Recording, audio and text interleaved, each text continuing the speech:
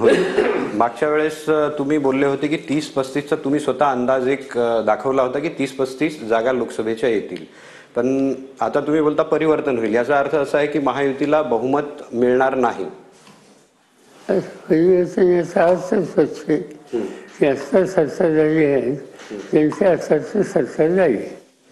पण त्या पक्षात कसं महायुतीत सर 3 लोक आहेत, म्हणजे बीजेपी आहे, त्यानंतर शिंदे आहेत, दादांची राष्ट्रवादी आहे.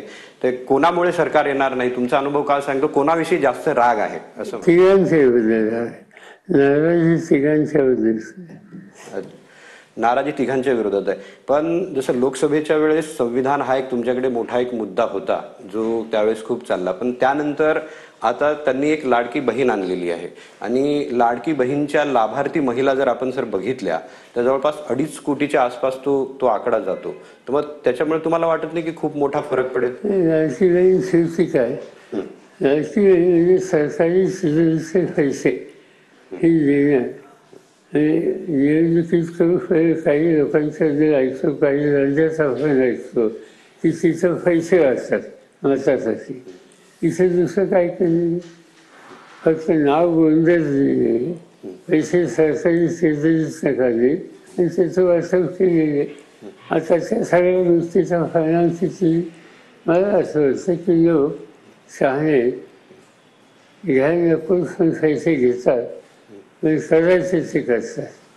मागच्या कालच्या लोकसभेच्या निवडणुकीमध्ये आम्हाला काही ठिकाणी असं जाणवलं की पैसे वाचतायत, दिसतंय, टेलिव्हिजनवर आले, पैसे लोकांनी घेतले, पण काउंटिंगच्या नंतर काही एकीच्या कॉन्स्टिट्युन्सीमध्ये पैशाचा काही उपयोग झाला नाही. पैसे ज्यांनी वाचण्याची फरावून झाली. त्यामुळे याही वेळी तसं घडलं तर मला आश्चर्य वाटणार आहे. माझ्या मते संसदीय लोकशाही पद्धती शिकवली या देशात त्यामुळे राजकारणाने नाही, या देशाचा माणूस चांगला आहे, या देशाचा मतदार हा याच्यात घुलक आहे याचा विचार करतो आणि शहाणपणाने निकाल घेतो. त्यामुळे पैशानं प्रयत्न होईल, काही ना काहीतरी थोडं फरक होईल, नाही असं नाही, पण निवडणुकीच्या निकालावर काहीतरी वेगळी स्थिती दिसते असं मला स्वतःला वाटतं. कसं आहे, बीजेपीने ही मध्य प्रदेशात योजना राबवली होती, लोकसभेच्या वेळेस जे घवघवीत यश त्यांना मिळालं, त्यांना असं वाटतं की त्याच्या मागे लाडकी बहीण होती. तसं काही महाराष्ट्रात तुम्ही बघत नाही? असं की तो प्रयत्न सत्ताधाऱ्यांचा आहे.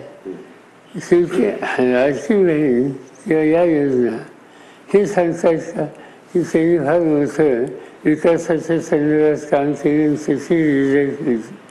हे सरळ पैसे देणे आहे आणि पैसे देऊन याचा अर्थ दुसरे मार्ग राहिले नाही, हाच मार्ग आता आहे आणि तो मार्ग त्यांनी स्वतः दिसतो. मी आता